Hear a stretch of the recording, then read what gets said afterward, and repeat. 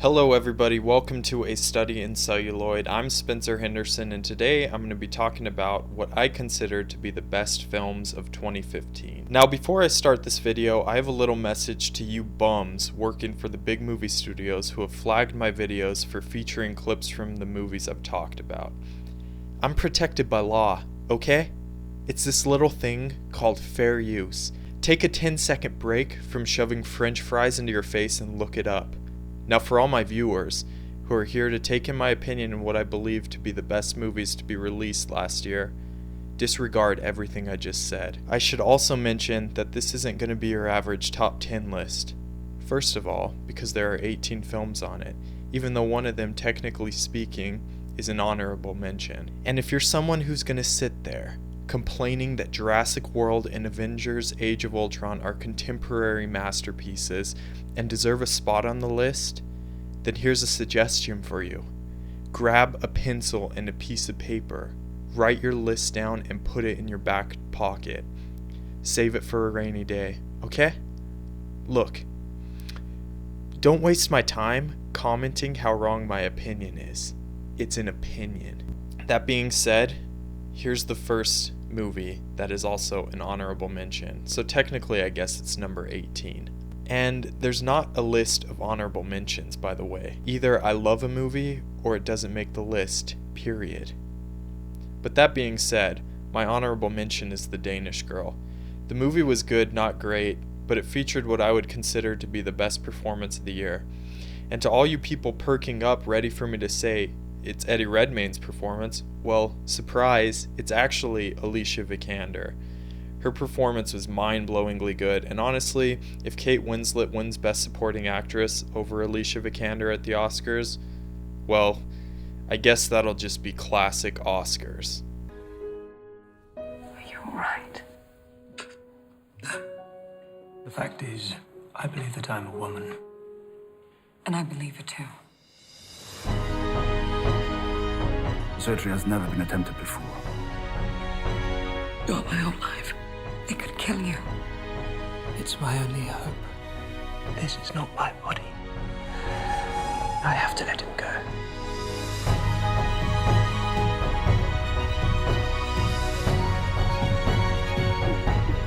I love you because you're the only person who made sense of me. Who made me possible. Now, let's get into the real list. Not any honorable mentions anymore. These are the 17 movies that I watched last year and said everybody should go see these movies. Start with number 17, which is Me and Earl and the Dying Girl, directed by Alfonso Gomez Rejon. This movie was basically the anti-Fault in Our Stars, but the big difference between that one and this one is this movie is actually good. The friendship between the two main characters felt stunningly authentic, and as a film geek, all the references to classic Criterion films was music to my ears. The only thing that kept this film from being higher on the list was I thought in a couple scenes the script was trying a little too hard to be hipster, but that is only a minor complaint. Rachel, I don't really know you, but I believe in you. I know you're Jewish, but God has a plan for you. Out of all the people in the school, I don't hate you. Damn. You guys were making a movie for me. We tried a bunch of stuff and it's not that good. Now is not the time for your I'm Greg, I suck, nothing I do is any good thing. We agreed to do a film that we have no idea what it should look like or even be. What was I thinking? I'm so tired of you treating this girl like she a burden. Because somebody actually cares about you, her life is over after this. Life can keep unfolding itself to you just as long as you pay attention to it. It was the best of times. Worst of times. It's so much harder than I thought it would be. It was life.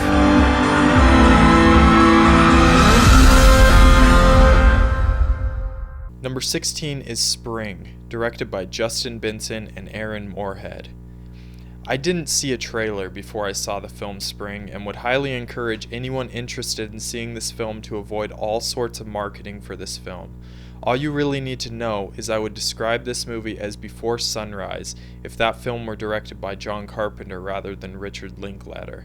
The character development in this movie was great, and I was extremely invested in the way this movie unraveled and was extremely surprised with the direction this movie went. If you get a chance, definitely check this movie out. Number 15 is The Big Short, directed by Adam McKay. Going into The Big Short, I didn't really know what to expect. Seeing as it was directed by the man who made Anchorman, I was nervous that it was going to feel pretentious, but I was pleasantly surprised at how entertained I was by this movie, considering that essentially the entire movie is exposition. The movie was full of great performances, especially by Christian Bale and Steve Carell, and if I were to point out any flaws with the movie, it would probably only be minor issues with the direction and cinematography. It also really made me admire the honest, hard-working men of Wall Street. Just kidding. He's been in there for 7 hours. I heard he had a breakdown. He's letting the front tank. No, he actually prefers that you email him. Excuse me. Mr. Fields, Mr. Hi, Lawrence. We have no confidence in your ability to identify macroeconomic trends. You flew here to tell me that? Why? Anyone can see that there's a real estate bubble. Actually, no one can see a bubble. That's what makes it a bubble. That's dumb, Lawrence. It's always markers. Mortgage fraud, quintupled since 2000, and the average take-home pay. It's flat, but home prices are soaring. That means the homes are debt, not assets. So Mike Burry, a guy who gets his hair cut at Supercuts and doesn't wear shoes, knows more than Alan Greenspan and Hank Paulson. Yeah, Dr. Mike Burry. Yes, he does. Number 14 on my list is It Follows, directed by David Robert Mitchell. It seems like every year there's a horror movie that knocks my socks off. In 2014 it was The Babadook, and in 2015 it was definitely It Follows. This film tells the story of a haunted STD and felt like a throwback to 80s horror films and definitely effectively set up an effective atmosphere. The concept of this film provided some great scares, and both the cinematography and soundtrack definitely added to the tension throughout. My only issues with the films are with the narrative and character decisions at the end, but this film had such fantastic direction and I enjoyed it so much that it would feel wrong not to at least mention it on the list. Mom?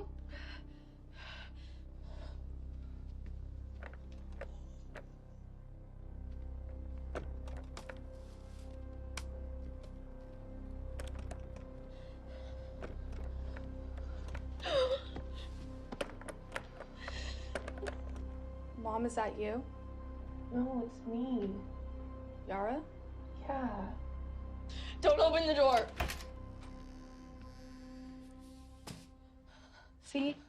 Everything's okay.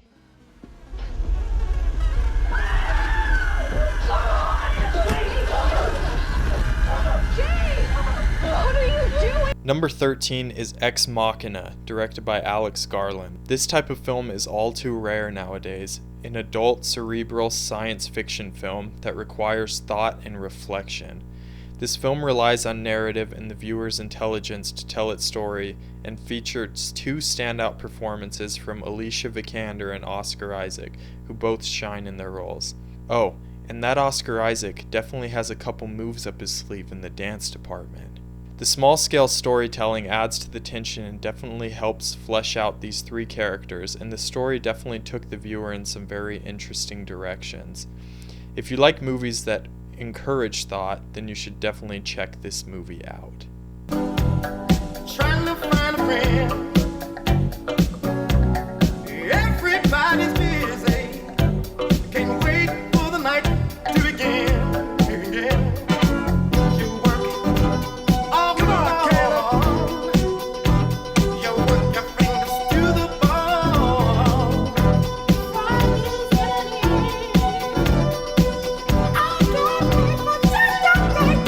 Number 12 is Carol, directed by Todd Haynes. In the spectrum of LGBT films, I definitely think Carol sits somewhere near the top. Featuring a great performance from Cate Blanchett and the best performance of Rooney Mara's career so far, this film told a beautiful story. And the fact that this wasn't nominated for Best Picture at the Oscars is a crime, but that's okay. The Oscars are doing pretty well for themselves in the field of bad press. If he can't have me. I can't see my daughter.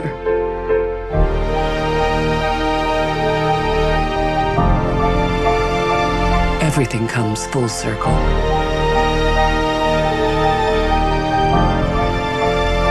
We gave each other the most breathtaking of gifts.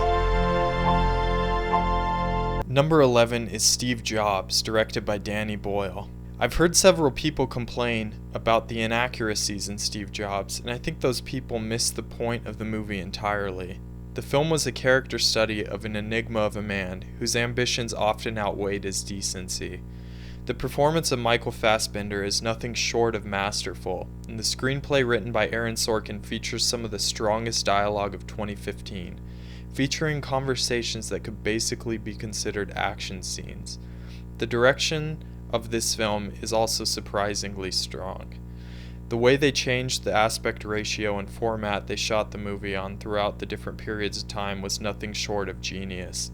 The fact that this movie made less money than that shitty Ashton Kutcher version speaks volumes about the state of humanity.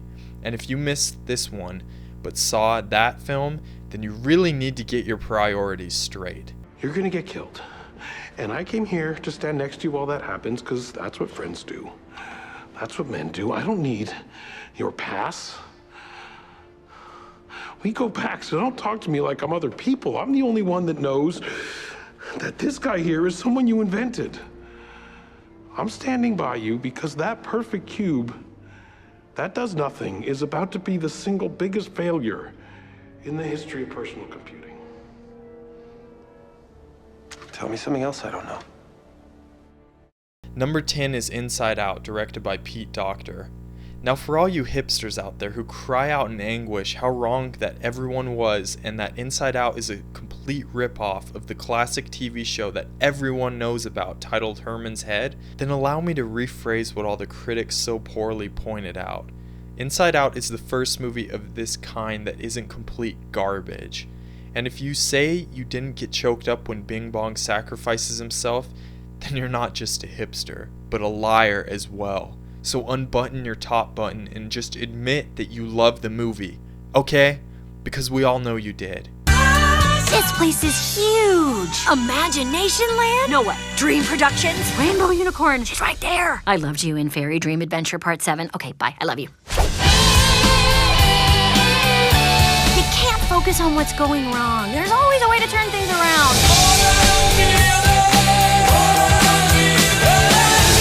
It's broccoli. Congratulations, San Francisco. You've ruined pizza. Number 9 is Creed, directed by Ryan Coogler. Now I'm going to be 100% honest with you because I'm an honest person. I thought Creed was destined to suck. When I saw the trailer for the movie, I rolled my eyes so many times they almost fell out of my head. Rocky was a series that I thought nothing more could be said about, but this movie blew my socks off. It also made me want to cheer, and I definitely think it is the strongest in the series other than the original. The performances were great across the board, including Sylvester Stallone, who is normally about as subtle as a brick to the head. And the cinematography and direction made for some of the most thrilling boxing sequences ever put to film. This picture's from the 10th round of the first fight, right? I heard about a third fight between you and Apollo, behind closed doors. That true? How do you know all this? I'm his son. Number 8 is Sicario, directed by Denis Villeneuve. Let me get something out of my system, okay? The fact that Emily Blunt and Benicio del Toro were not nominated for Oscars for their performance in this movie is disgusting. As for the movie, it was equally awesome. This movie featured some of the most thrilling sequences this year and really raised some interesting ideas about our situation with the drug cartel, but it never felt like it was forcing ideas down your throat. And I have to mention the cinematography by Roger Deakins, which was some of the best of the year. Denis Villeneuve is definitely one of the best directors working in film today, and I will definitely be keeping an eye on where his career goes. Wait. Get out of the car. Jesus Christ.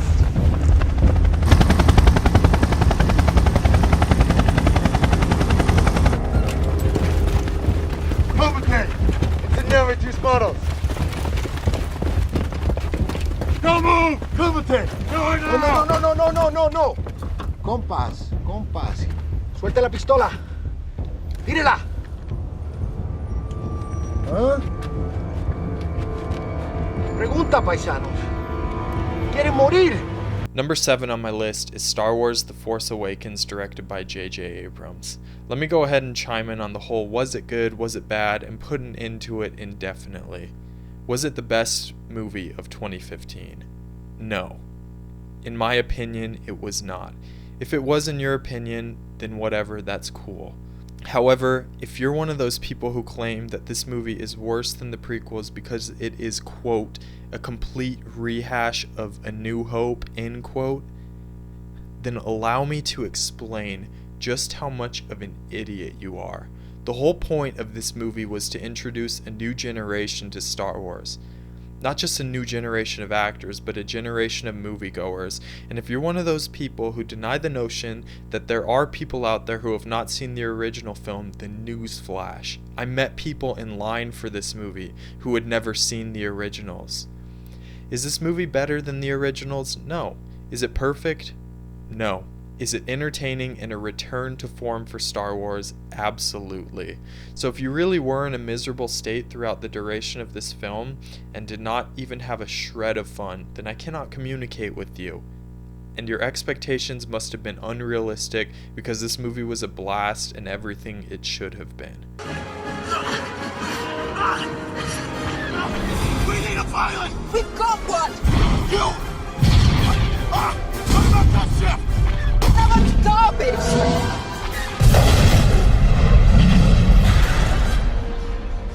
The garbage will do!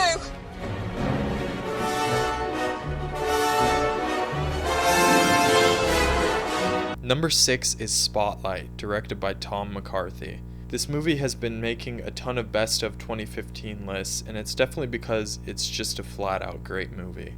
What really impressed me is how restrained the movie is, despite the fact that it's dealing with such heavy subject matter. No one in the cast gave showy performances, and that really added to the realism of the narrative, as well as make the viewer feel fully invested in this world, as if we're watching real people communicate, rather than actors acting out a scene.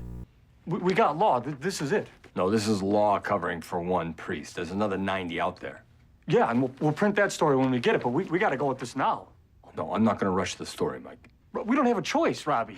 If we don't rush to print, somebody else is going to find these letters and butcher this story. Joe Quimby from the Herald was at the freaking courthouse. Mike. What? Why are we hesitating? Barron told us to get law. This is law. Barron told us to get the system. We need the full scope. That's the only thing that will put an end to this. Then let's take it up to Ben, let him decide. We'll take it to Ben when I say it's time. It's time, Robbie. It's time. They knew, and they let it happen. 2 kids. Okay? It could have been you. It could have been me. It could have been any of us. We gotta nail these scumbags. We gotta show people that nobody can get away with this. Not a priest or a cardinal or a freaking pope.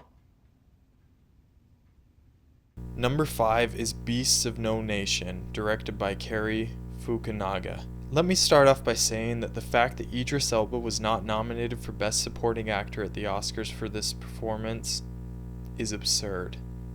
But considering the fact that this performance wasn't even the best in the entire film, it was actually Abraham Attah, it goes without saying that this film is one of the best acted movies of 2015. Even though children soldiers in Africa are a subject that makes lots of people squirm, I really respected the director's unflinching approach to this content. This movie deals with some of the most difficult scenes in film this year, but never feels like it is doing so just to shock the audience, because if you take a step back off your high horse of thinking this movie is too graphic and excessive, then consider this. The events in this movie take place every day somewhere in the world. I saw terrible things, and I did terrible things. If I'm telling this to you, you'll think that I'm some sort of beast or devil. I am all of these things.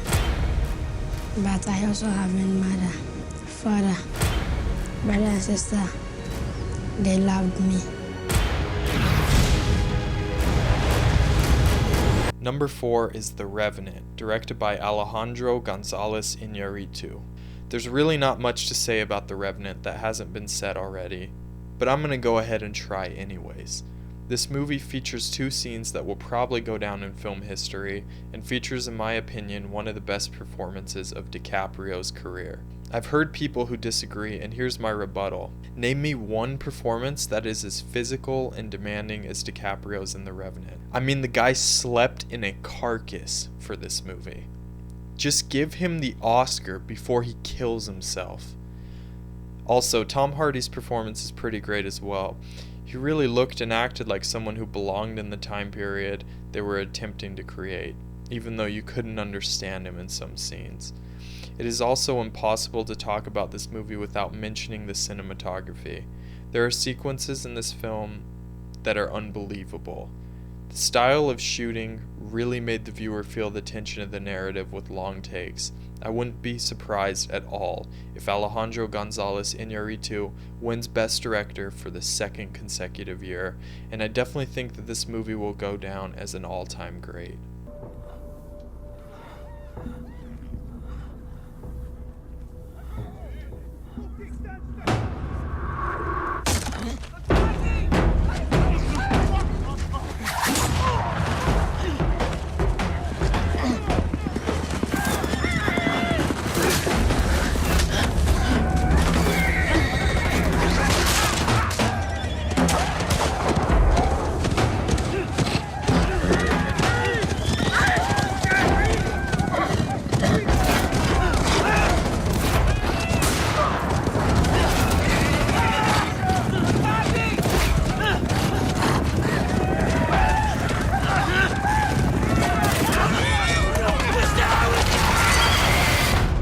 Number 3 goes to Anomalisa, directed by Charlie Kaufman. Anomalisa is a movie that after I saw it, I could not stop thinking about it. Initially, I knew that it was great, but I didn't quite understand how it moved me. This movie genuinely changed my life. I don't think everyone will have the same reaction or feel as profound an impact as I did, but I think it's interesting that the story I felt the strongest connection to was a stop-motion animated film. But the way that Kaufman executed this film was nothing short of genius, and the voice acting in the movie was some of the best I have ever heard, especially from Jennifer Jason Leigh. Overall, it's a great movie that takes an honest approach to humanity, and if you haven't seen it, you should definitely check it out. Hi. Oh my God. It's you. Hi, I'm sorry to bother you. No, not at all. Do you want to come in? Or? I was just looking for someone. I think I've got the wrong... Who's there, Em? It's Mr. Stone. Michael Stone. Really? Oh my God. Oh my God. Hello? Oh, do I look awful? I was just taking my makeup off. Oh my God. Ugh, don't look at me. Hello. No, you look lovely. I can't believe you're in our room. We came here from Akron just to hear you speak. Oh my God, please don't look at me. Well, I'm certainly very flattered. You can look at me. Emily. My number 2 movie is Room, directed by Linny Abrahamson. Room is the movie of 2015 that I expected to be a one-night stand, but ended up making me want to call back again and again and again. This movie tells such a simple but beautiful story, and I'll put it simply. If Brie Larson doesn't win the Oscar for Best Actress, then I'm going to show up on the doorstep of every member of the Academy. And they're not going to be able to make excuses this year, okay? I've been nice for too long. Room was filled to the brim with emotion and tension, and I was leveled by the honesty that this movie chose to approach its subject matter with. In the hands of a lesser director, the material would have been approached differently, and it would have been more about the concept and not about the characters. Thankfully, that didn't happen, and Brie Larson and Jacob Tremblay shine in their roles. If you haven't seen it, then turn this video off and seek it out.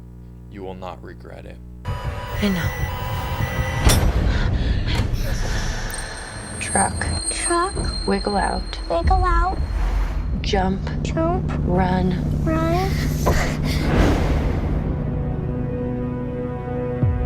In the big rock candy mountain.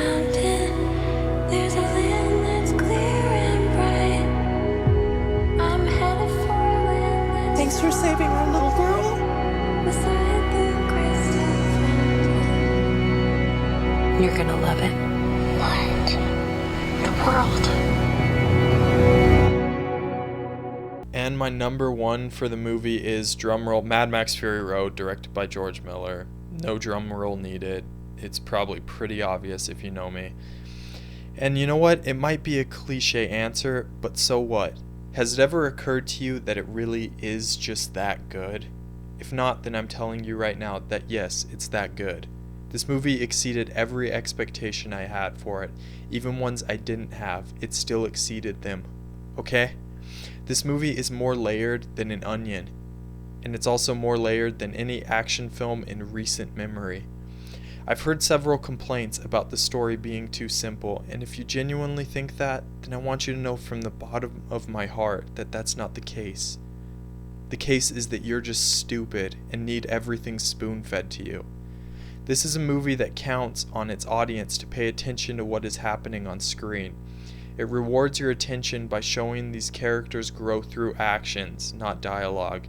It takes storytelling and filmmaking to a time where a story was told visually, rather than making its audience wade through exposition.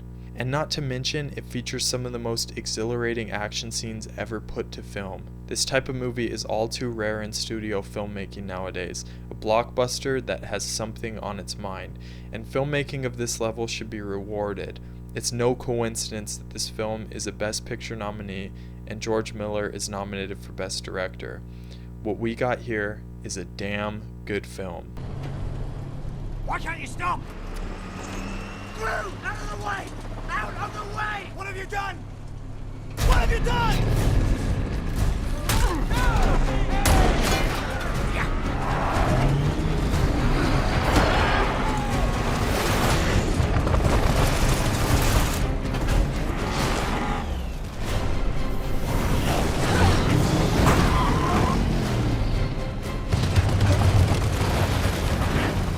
We need counterweight! Get the blood bag down the back!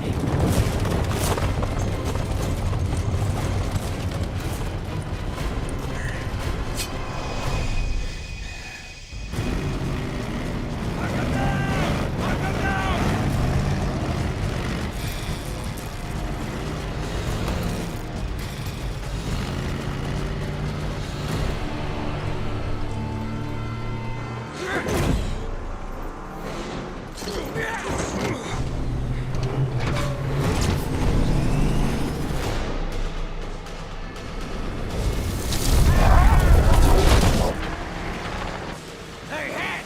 Say bye-bye to the neck! Together, we're going in, Flynn!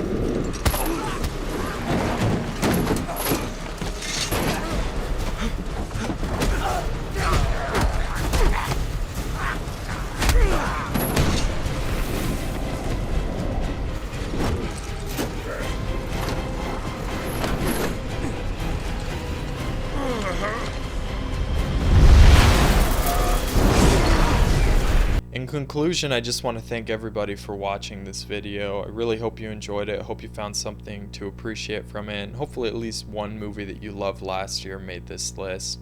If you disagreed with what I said, then whatever, I really don't care. You watched the whole video and you're still watching and listening to me talk some more, which I really appreciate. If you liked it, please subscribe. Really appreciate all you subscribers. And yeah, hopefully 2016 is a good year in movies. We'll have to wait and see. Coming to you from Colorado, I'm Spencer Henderson, and this is A Study in Celluloid.